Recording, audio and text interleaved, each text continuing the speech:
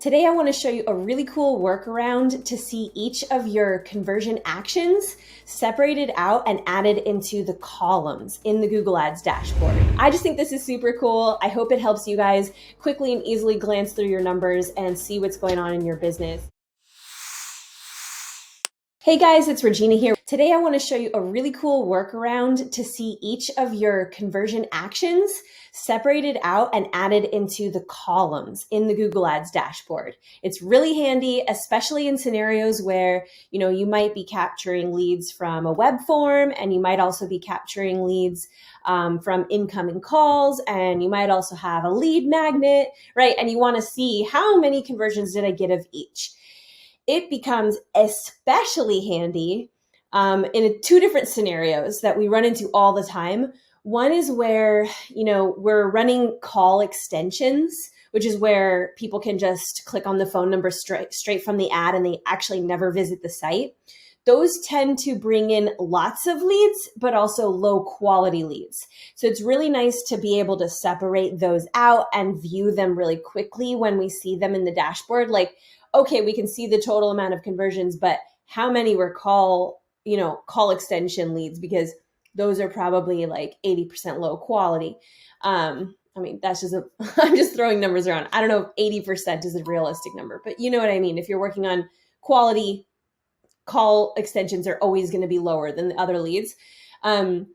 Another scenario where you would really want to be able to quickly view the different types of leads instead of bundling them all into one is when you're running any local ads, right? So if you're a local business, you have a Google My Business profile, and your business shows up on Google Maps, and then you link that with Google Ads.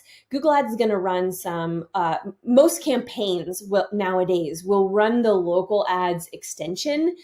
And then it starts to automatically track every single person who clicked on driving directions from the local ads, every single person who clicked to call from the local ads, every single person who clicked over to the website from the local ads, right? So it views all of these people as a conversion, a local ads conversion, and then it starts to include those in your conversions column. So it's nice to see how many people did look up the driving directions, but you want to separate that out and see that quickly in a column. Okay, so here's the workaround. Let's get started. I'm going to show you how this is built.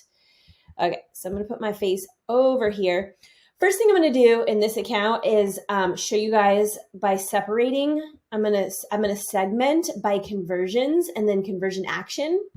I'm going to show you which conversion actions are we even following. Let me close this little graph here. Okay, now that I've turned on segment by conversion action, I can see in each campaign in the conversions column, which conversion action did the conversion come from? So for example, this top campaign had calls from ads was 1 conversion, contact form submissions 19, okay? So calls from ads is the call extension that I mentioned before. This is, important because it brings in more leads, but it might be a low quality lead. I want to be able to see that. I want to see that 1 in a column, and I want to see 19 in a column. I don't want to have to do segment by conversion actions because it's very cumbersome to have to look through and dig through the conversion actions this way. So here's how you can set this up. Okay, I'm going to first turn off segment, and then I'm going to go over to the columns area. So in the columns area, scroll down, and under customize columns, we're going to just make ourselves a custom column. Actually, we're going to make 2, one for each of the conversion actions. So the first one I'm going to make is going to be called calls from ads, right? Which is basically the call extension, but I know what that means. We hear description, I'll write call extension. All right. And number is good because we're just tracking the number of leads in this case.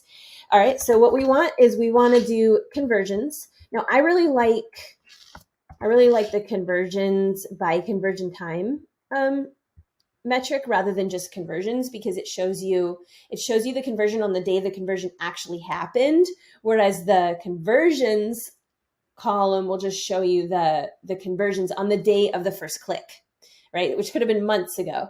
So I like this one. All we really want to see is the amount of conversions, but we want to turn on a filter. Now this, you guys, I have been working with Google Ads now for almost 4 years, and I never noticed this filter area over here on the right. This is why I'm making this video, because I'm assuming there are people out there like me who missed it as well. Maybe you guys are all just way more observant than me and you've been using this for years and I'm the only one who's been in the dark, but just in case, here's a video. All right, so what we're gonna do is we're gonna filter by conversion action, right? So in this particular custom column, we wanna see conversions, but we only wanna see conversions from calls from ads. Great, so it's named, it's filtered, we've got the metric in there, I'm gonna save it. I'm going to make 2 columns, right? So let's go through this process one more time because I have also the contact form submissions. So let's make contact form submissions. I'll just put contact form. Yeah. And then again, conversions by conversion time, conversions by conversion time. And I'm going to filter by conversion action this time from contact form. Now you can see here, by the way, local actions. This is what I was talking about before. If you're running local ads, trust me, you'll have like 40 leads of people that just looked up driving directions. Now, it's really great that people are looking up driving directions using the local ads. Great to track, but it kind of throws off your cost per lead, right? If you have 19 contact form submissions and 40 people who looked up driving directions, well, contact form submissions are going to be really high quality leads. They're in your address book. You're giving them phone calls. They're very interested, right? Whereas someone who just clicked the driving directions button might have shown up in your office. They might have walked in. We'll never know. Maybe they just wanted to see how far away you were. Maybe they clicked it by accident. I don't know. Maybe, I don't know what happened. Oftentimes, that's how local ads are, right? So it's unknown amounts of leads, unknown quality as well. Okay, so now that we have our 2 columns, make sure that there's a checkbox next to both of them, calls from ads, contact form. And what I'm gonna do is I'm gonna bring, I'll just leave these here. So you can see here that they're under the Your Columns section, which means they're gonna show up in my dashboard. You can drag them around if you want them to show up on the left side of the dashboard. We put them at the top of the list here. Okay, and then we're gonna hit apply. There they are, our new columns. Check it out. I've got 1 call from ads, 19 from contact forms. I might wanna rename these a little bit. Like I would put, actually, we should probably have named them conversions from call extensions and conversions from contact form submissions, so it's really descriptive. But when I hop in, I can see, instead of just seeing the total amount of conversions being 59 this past 30 days, I can see the 9 came from call extension and 50 came from contact form. I just think this is super cool. I hope it helps you guys quickly and easily glance through your numbers and see what's going on in your business.